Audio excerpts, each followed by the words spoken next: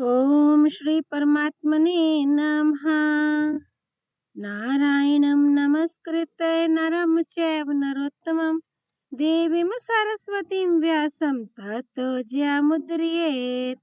Shrimad Bhagavat Gita Sadhak Sanjivani third chapter Karma Yoga verses 9 to 19. Necessity of the performance of duty for the sake of sacrifice and for maintaining the tradition of the cycle of creation. In verse 8, Lord Krishna declared that without performing action we cannot keep body and soul together. It proves that performance of action is essential, but actions lead to attachment and bondage. So how can a man be free from this bondage? The Lord answers the question in the next verse. Verse 9.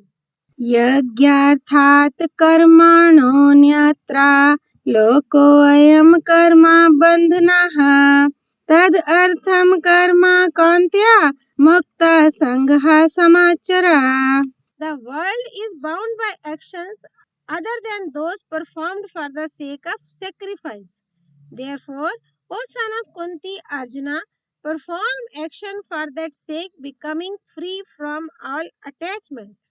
Comment. According to the Gita, every duty is yajna, sacrifice. The term yajna includes sacrifice, charity, penance, oblation, pilgrimage, fast, study of the Vedas, and all physical, mundane, and spiritual actions.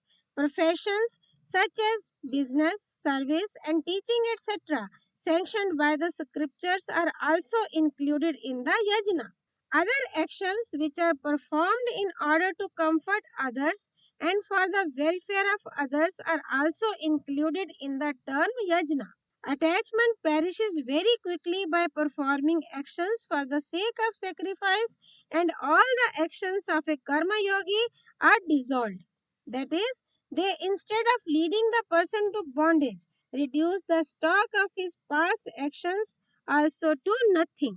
In fact, a man's inclination is judged by his aim rather than by his actions. As a businessman's aim while having transaction is to earn money, and he is inclined towards money as soon as he stops his transaction. Similarly, the striver who performs action for the sake of sacrifice has the aim of God realization, and as soon as the action is over, he is inclined towards God.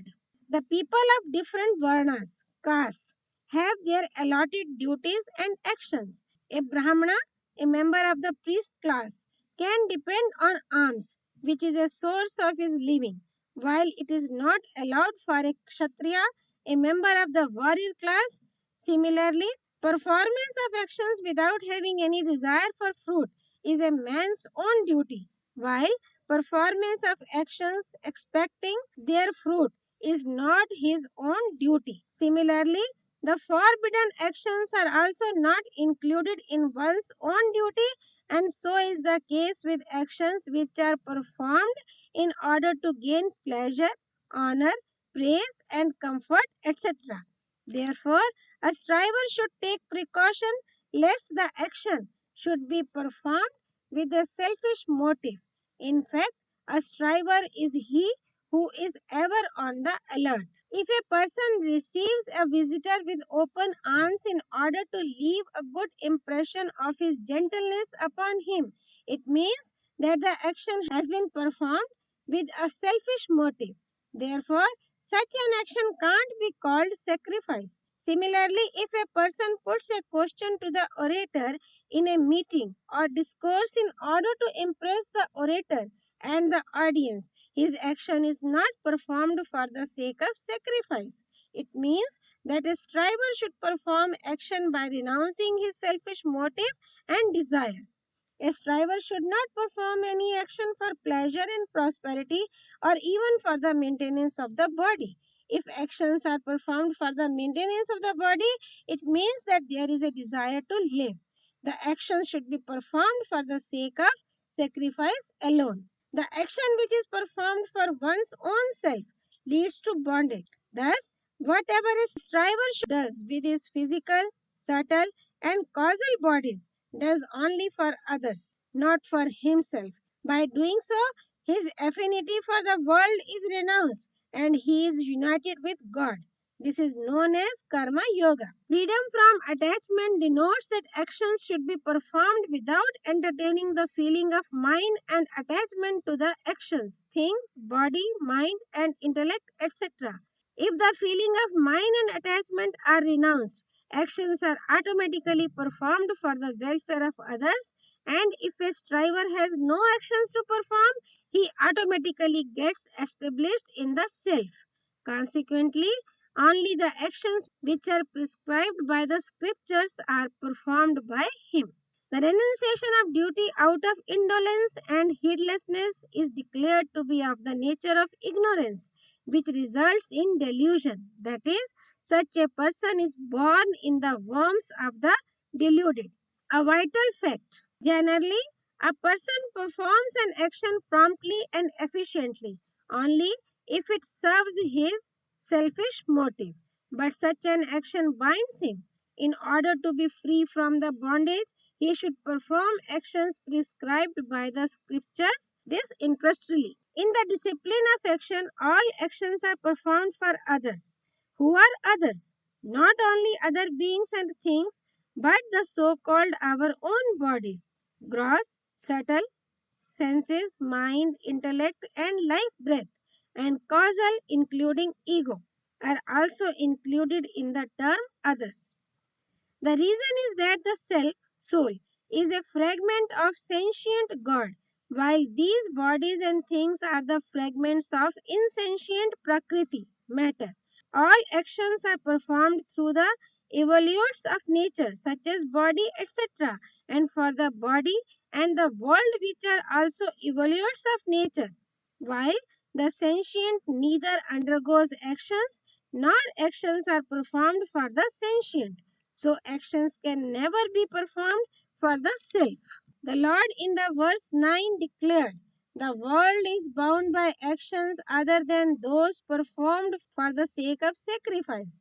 Therefore, in order to be free from bondage, actions instead of being renounced should be performed only in the spirit of performing a duty.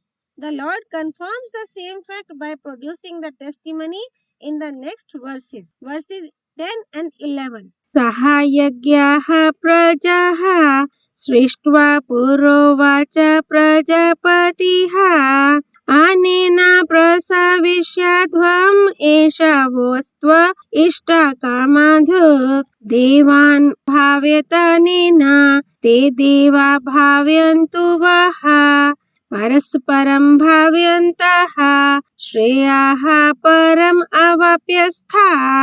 At the beginning of creation, the Creator created mankind attended with sacrifice and said, by this shall ye propagate.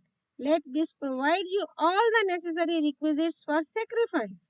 By this foster ye the gods and let the gods foster you. Thus fostering each other, you shall attain to the supreme good. Comment. One who creates beings or things, etc., it becomes his duty to preserve them. Brahma is the creator and lord of creation, and so he always thinks of the preservation and salvation of creation. Thus, he is known as Prajapati, the lord of creation. At the beginning of creation, Brahma, the creator, created man by providing him with power for performing actions and also bestowed upon him discrimination. The right use of desirable and undesirable circumstances leads to salvation.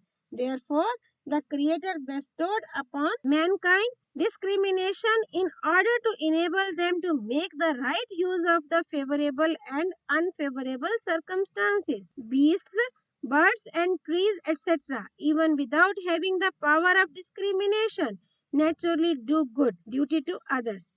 But by God's grace, special power of discrimination has been bestowed upon mankind. So, if a man does not perform forbidden actions by attaching importance to his discrimination, naturally actions for the welfare of others are performed by him. Though the term praja, creation, stands for gods, sages, means mankind and other beings, beasts, birds, trees, etc. Yet, mankind is particularly responsible to rear all beings. Brahma, the creator, says to mankind, by the performance of duty shall you propagate, and by doing so you shall fulfill the earthly requirements in order to perform your duty. A karma yogi, the follower of the discipline of action, is ever ready to render service or do good to others. Therefore, according to the ordinance of Brahma, the creator, such a karma yogi does not lack the required capacity and materials for rendering service to others and for the maintenance of his body. All this required material is easily available to him. According to the ordinance of Brahma, everybody has been offered this material in order to enable him to perform his duty. In fact, this human body has not been bestowed upon human beings to enjoy pleasures. Therefore, there is no mention in any of the scriptures that the man should enjoy worldly pleasures. The society also does not permit a person to enjoy pleasures freely. On the other hand, the scriptures as well as the society urge a man to bring comfort to others and to do good to them. It is mentioned in the scriptures that a father should foster his son, but it is not mentioned that he is authorized to expect service from his son. Similar is the case with others such as son and wife, etc. A karma yogi always wants to give but not to receive because the desire for fruit, besides being a stumbling block to salvation, is an obstacle to receiving worldly things. This is everybody's experience that no one wants to offer anything to a person who hankers after it. Therefore, Brahma says that a man can attain the supreme good, salvation, by performing his duty in a disinterested manner without having any desire for reward. We have to serve all our relatives such as parents, wives, sons, brothers, wives, etc. in a disinterested way by regarding the service as our obligatory duty according to the scriptural injunctions. We are born here to get out of debt by serving because we are indebted to them. It is an error on our part if we expect any reward from them or lay claim to them. We have to serve all beings, but first preference should be given to those kith and kin who have a claim on our service. It is an accepted fact that the body, senses, mind, intellect, and possessions are neither ours nor for us. If we sincerely perform our respective duties, this will add immensely to the welfare of the world. A vital fact pertaining to duty and right. In the discipline of action, a striver by performing his duty safeguards the right of others. It is the duty of a son to serve his parents, and the parents have a right to expect such service. What is others' right is our duty. Therefore, every person should perform his duty in order to safeguard the right of others without paying heed to whether they perform their duty or not. A man deviates from his duty by thinking of the duty of others and has a downfall. Nowadays, in families and society at large, conflicts, friction, and disorder, etc., are rampant. Their root is that people demand their rights but they don't perform their duty. Therefore, Brahma, the creator, preaches the gods and men that it is their duty to do good to each other. Verse 12. इष्टान् भोगान् हि वो देवा दास्यन्ते यज्ञभावितः तैर्दत्तान् अप्राद्य भयो यो भुङ्क्तेस्तेन एव सः. Fostered by sacrifice, the gods will give you all the necessary ingredients. He who enjoys these objects without utilizing them in the service of others is verily a thief. Comment. We owe this body to our parents, and it is they who have fostered it. For our knowledge, we are grateful to our preceptors and sages. The gods have provided us with the material necessary for the performance of duty. The means guide us how to provide ourselves with comforts. Beasts, birds, trees, and creeping vines, etc., sacrifice themselves in order to provide comfort to others and do good to them, though they are not aware of it. Thus, whatever material, strength, ability, rank, authority, wealth, and property we possess, we owe it all to others. So, whatever we possess should be devoted to the service of others. The body, senses, mind, and intellect, etc., are not ours. They have been received from the world. So, if we want to enjoy the worldly pleasures by regarding them as our own, they lead us to bondage. But if we perform our duty by utilizing them in rendering service to the other people from whom we have received them without expecting any reward, we can get rid of the bondage. Generally, the strivers think that if they render service to the worldly people, they will be attached to them and get entangled in the world. But the Lord's gospel proves that it is not service but desire which leads to bondage. So, it is every man's duty, like the gods, to serve others and do good to them according to his resources. The Lord and gods don't expect more from him. The person who, without paying the rightful due to others, enjoys the objects himself, is a thief. And so, a thief is he who performs actions with a selfish motive in order to gain honor and praise, etc. Such a person can never gain purity and peace of mind. An important fact pertaining to duty. According to the Indian culture, a man's only aim is to attain salvation. Therefore, Brahma, the creator at the beginning of creation, urged men to perform their duty, fostering one another without any selfish motive. The members of a family commit an error that they perform actions under the influence of desire, mindness, attachment, and selfishness, etc. So they have to suffer here as well as hereafter. Here they fall a prey to quarrel, fight, envy, and jealousy, etc. While hereafter they have to reap the adverse fruit of the actions performed by them. The desire for pleasure deviates a man from the performance of duty and is conducive to his downfall. So, a striver following the path of action should always think of doing good to others, including the members of his family, without having any pride of doership. A man is indebted to the gods, sages, means, birds, beasts, trees, and creeping plants, etc., because it is in their nature to serve him and do good to him. Therefore, five kinds of sacrifice for sages, for gods, for creatures, for means, and for men have been prescribed in the scriptures. By this fivefold sacrifice duty, he can satisfy all of them. Therefore, having shouldered this responsibility by making use of his freedom, he can attain to the supreme good. The gods, etc., do their duty. If men don't perform their duty, there is commotion not only among the gods but in the entire universe.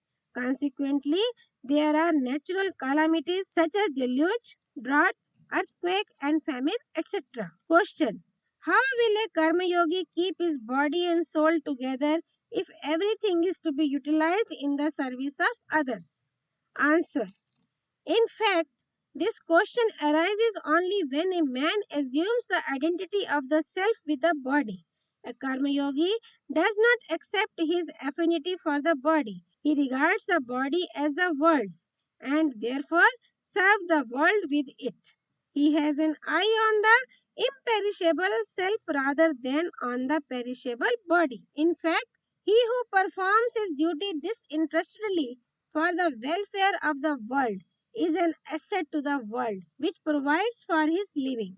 In the domain of God, when there is provision for the maintenance of the bodies of ordinary creatures such as beasts, birds, insects, germs, trees, and plants, etc., whose lives are for the good of others, how is it possible that there will be no provision for the maintenance of the body of the striver who serves all beings with all his resources, including his body? The preserver Lord, by his grace, has equally bestowed upon beings the material required for the maintenance of their bodies. The mother is a living example to prove this fact. The mother's breasts, where there is blood in abundance, are filled with sweet and nourishing milk as soon as a baby is born. Whether it is through the grace of God or through faith, a man gets the things necessary for his living. So there is no need to worry about it. In the domain of God, when there is a provision for the maintenance of the body of even the vilest sinner or a confirmed atheist, will there not be any provision for maintaining the body of a karma yogi? Therefore, it is futile to raise such a question. In the 9th verse, the Lord, having declared that the world is not bound by actions which are performed for the sake of sacrifice, ordered Arjuna to perform action for that sake. The same order of the Lord was confirmed by Brahma's word. Now, in the next verse, he explains the fruit of the performance and non performance of sacrifice duty. Verse 13. Yagyashishtashinah santo muchyante sarva kilbishah bhunjate te tva agham papa ye pachantya atma karnat. The righteous who eat the remnants of the sacrifice are released from all sins, but those sinful ones who cook food for their own sake verily eat sin. Comment. Now, think over the root of bondage. The desire that this should happen and this should not happen is the root of bondage. In fact, desire has no independent existence of its own. It is born of the feeling of utter want in the self, while in the self, soul, no paucity is ever possible. So the self has no desire but a man self. By identifying himself with the unreal body, etc., feels the shortage of objects for the body as shortage in him, and thus has a desire for the unreal. He should realize that he, self, ever remains the same, while the worldly objects and actions appear and disappear.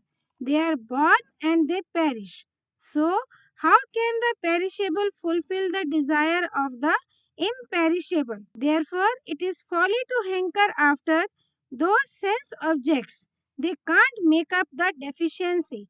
If a serious and proper thought is given to this point, desires can be wiped out easily. He who uses the objects which he has received from the world for his own enjoyment actually cooks food for his own sake. It is a great sin to regard the body, a fragment of the world, as one's own and for one's own self. But he who, without regarding the body as his own, supplies necessities such as food, water, and clothes, etc., to it and does not allow it to be lazy, heedless, and pleasure seeking, renders service to it and becomes free from the feeling of mindness and attachment to it. Human life is such a marvelous field in which, as we sow, shall we reap for many births to come. Therefore, a man must resolve not to commit sins in future, that is, must not perform actions for himself. Such a resolution is a great power. The fact is that all the sins of the man who resolves to follow the spiritual path cease to be committed by him. Arjuna put the question to Lord Krishna, why do you urge me to perform this savage deed? In response to his question, the Lord, having given several reasons, propounds the necessity of performing sacrifice duty in order to maintain the world order in the next two verses, verses 14 and 15. अन्नाद् भवन्ति भूतानि पर्जन्याद् अन्नसम्भवः यज्ञाद् भवति पर्जन्यो यज्ञः कर्म समुद्भवः कर्म ब्रह्मोद्भवम् वेधि ब्रह्माक्षर समुद्भवम् तस्मात् सर्वगतं ब्रह्म नित्यं यज्ञे प्रतिष्ठितम्.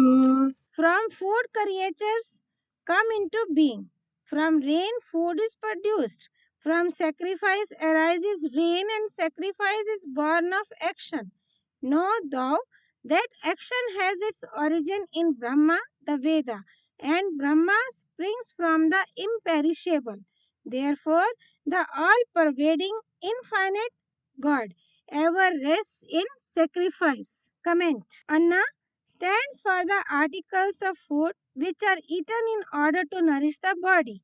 Food is the cause of the birth, growth, and nourishment of beings. Soil is the food for the insect which depends on it for its life. All beings, such as men, birds, beasts, trees, and plants, etc., are born from food and are nourished with it.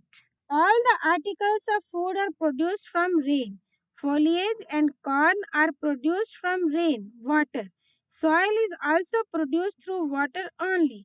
The necessities of the life, such as food, clothes, and shelter, etc., somehow or the other have affinity with water, and rain is the base of water. In Brihadaranyaka Upanishad, there is an anecdote. The creator, Brahma, having created the gods, men, and demons, preached the letter D. The men, because of their mentality of hoarding, took it as dana, charity. The gods, because of their luxuriant pleasures, took it as damana, self-control. And demons, because of their violent nature, took it as daya, mercy. Thus, the aim of his preaching is to inspire them to do good to others. The thundering of cloud, which makes da da da sound, reminds us of Brahma's preaching charity, self-control, and mercy as our duty. How will it rain through the performance of duty? Example is better than precept. Whatsoever a great man does, the same is done by others. If men perform their duty, the gods will also perform their duty by nourishing men through rain. In this connection, there is an anecdote. Four farmers in the rainy season, considering it their duty, started to plow their field even without rain. The peacocks saw them performing their duty. So, to perform their duty, they began to make a sound. Hearing their sound, the clouds performed their duty by thundering. Having heard their thunder, Indra, the lord of the gods, also thought of performing his duty through rainfall. Question. How does the all-pervading God rest only in sacrifice? Does he not remain present at other places? Answer. God ever pervades equally everywhere. He is not limited and impermanent. Therefore, he is called omnipresent. He is available in sacrifice. This means that he is manifest in sacrifice. As water exists everywhere under the earth, but it is available in the well, and as the water of the pipe is available only through the tap on the hole. Similarly, all pervading God specially rests in sacrifice. Performance of actions for one's own self and assumption of affinity for the insentient body, etc., are the obstacles to God realization. These obstacles are removed when duty is performed without hoping for any reward for the welfare of others, and then God, who is ever attained, is naturally realized. Therefore, Lord Krishna is urging Arjuna to perform his duty by giving several reasons and pleas. In order to maintain the world order, it is man's responsibility to perform his duty. Therefore, the Lord in the next verse scolds the man who does not perform his duty. Verse 16. एवं प्रवर्तितं चक्रं नानुवर्तयति हायः अघायुरिन्द्रियारामो मोघं पार्थ स जीवति. He who does not in this world follow the wheel thus set in motion, who is of sinful nature, sensual in his delight, lives in vain. Comment. As a broken fragment of the wheel of a chariot gives a series of jerks to the charioteer as well as to the driver, similarly, a man who does not follow the wheel of creation creates an obstacle in the smooth running of the wheel of creation. As the limbs and the body have close affinity, so do the man and the world have. When a man performs his duty by renouncing desire, feeling of mind, attachment and egoism, etc., he gratifies the entire creation. The life of such a man is sinful because such a man who wants to enjoy the sensual pleasures cannot escape sins. The person who hankers after selfishness, pride, pleasures, and prosperity causes sufferings to others, and thus he is of sinful nature. Saint Tulsidasa in the Ramchit Manasa declares those who are malicious, engrossed in adultery, slanderous, and hanker after the riches of others are vile and sinful devils in human forms. The Lord condemns such a person who does not perform his duty by saying that such a person lives in vain. That is, it will be better if he dies. If such a man dies, the people will not have to suffer without him. During the exile of Lord Rama, the wild tribes said that if they did not steal anyone's clothes and utensils, it meant that they were rendering service to him. Similarly, such persons who don't perform their duty should not at least disturb the wheel of creation. By doing so, they would render service to creation. Such a person who does not follow the wheel of creation has been said to be a thief, an eater of sin, and a sinful and sensual person who lives in vain in this verse. Goswami Tulsidasa also in the Ramchit Mansa declares about such persons, his envy is like fire, anger is like that of the god of death, sins and evils are like the treasure of the god of wealth, and he does evils to others like the comet. It is good if such a person like Kumbhakarna goes on sleeping for a long time. The Lord has condemned the person who does not perform his duty in order to renounce his affinity with the world in the preceding verse.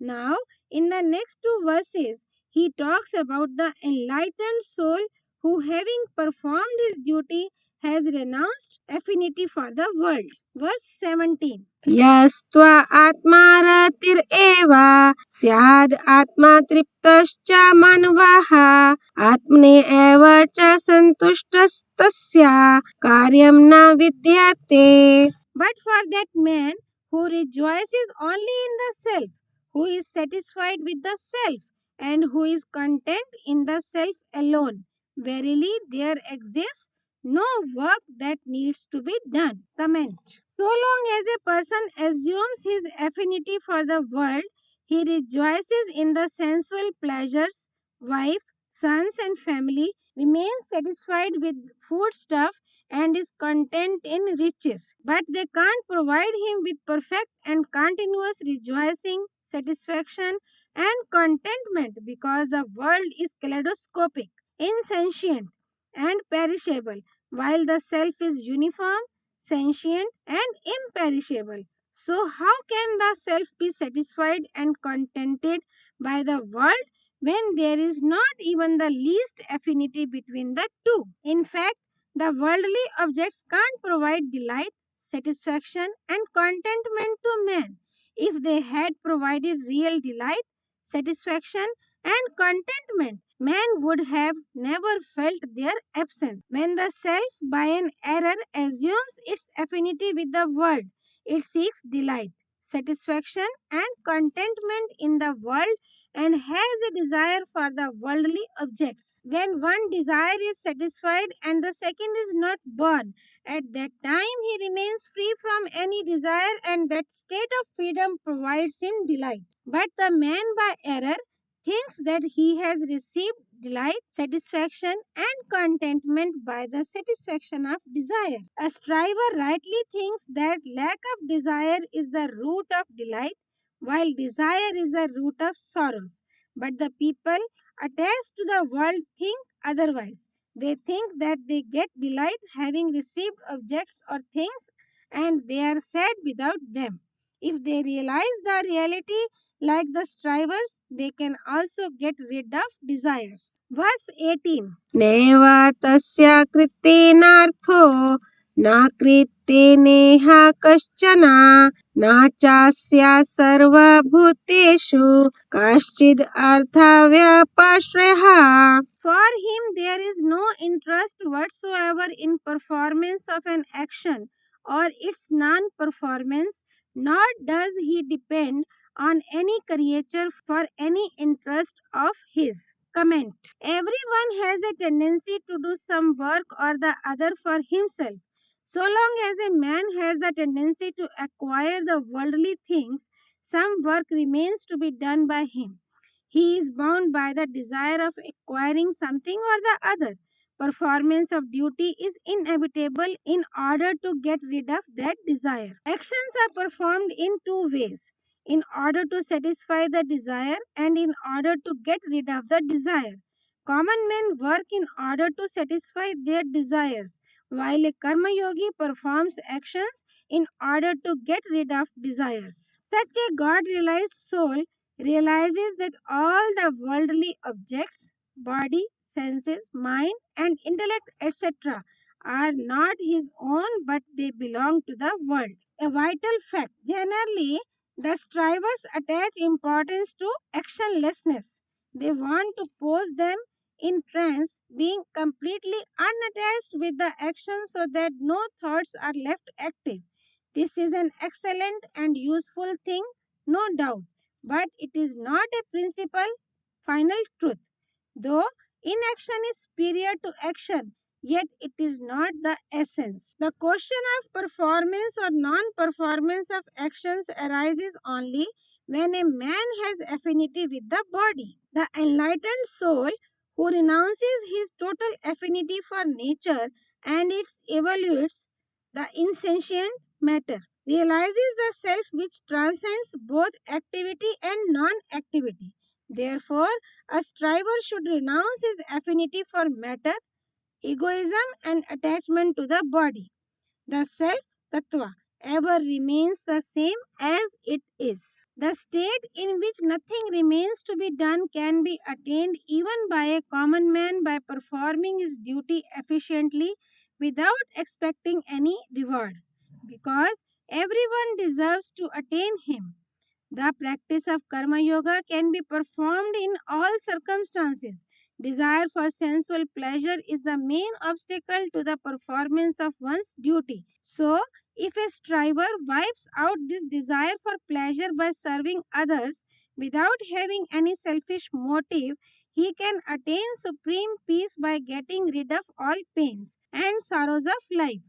As far as the supreme peace is concerned, everyone is equally deserving in attaining it, while it is not possible for everyone to have worldly possessions in equal share. The Lord in the next verse explains what a striver should do in order to attain the state of a God realized soul, described in the preceding verse. Verse 19. Tasmad asaktaha satatam karyam karma samachara asakto he acharan karma param apnati purushaha. Therefore, even without attachment, perform duty bound action efficiently that has to be done. For by performing action without attachment, man attains the supreme. Comment. When a being is born as a human being, he is provided with all the materials such as body, riches, property, etc.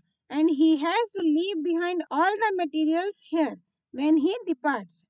It proves that he has been given this material in the same way as a clerk is provided with the material in the office so that he may work with it. But it does not mean that it is his. As a clerk is paid for doing the office work, similarly the striver who performs actions for the world, his affinity for the world is renounced and he realizes his identity, unity with God. This unity with God is his reward. Question. How can the pride of doership, which is an obstacle to God realization, be wiped out? Answer. Common people perform actions for themselves thinking that they are the doers. But a karma yogi thinks that whatever he has acquired from the world is not his, but it is of the world. Therefore, with the body, senses, mind, intellect, money, and material, etc., which he has acquired from the world, he renders service to the world. Thus, his pride of doership perishes. A karma yogi does not perform actions in order to enjoy their fruits. He regards the body as a fragment of the world. Therefore, there is nothing to be proud of. If the body renders service to the world, in the same way as a hand is not proud of rendering a great service to the face by washing it. A vital fact: a man has his identity for God who has no sense of doership. As a swing while moving stops still for a fraction of a second, in the same way, there is always a state of actionlessness, equanimity after an action ends and the second one begins. Secondly, if we perceive in the right perspective, we come to know that as the rope of the swing when it moves remains straight, the man also remains in the state of equanimity even while working. If he wants to realize this fact, he can realize it as soon as an action is over. In case a striver is constantly careful in this respect, he can realize equanimity or his identity with God where there is no sense of doership. Om Tat Sat. All glories to Sri Partha Sarthi, Lord Shri Krishna. All glories to Bhagavad Vani, Srimad Bhagavad-Gita. Sri Hari Arpanamastu.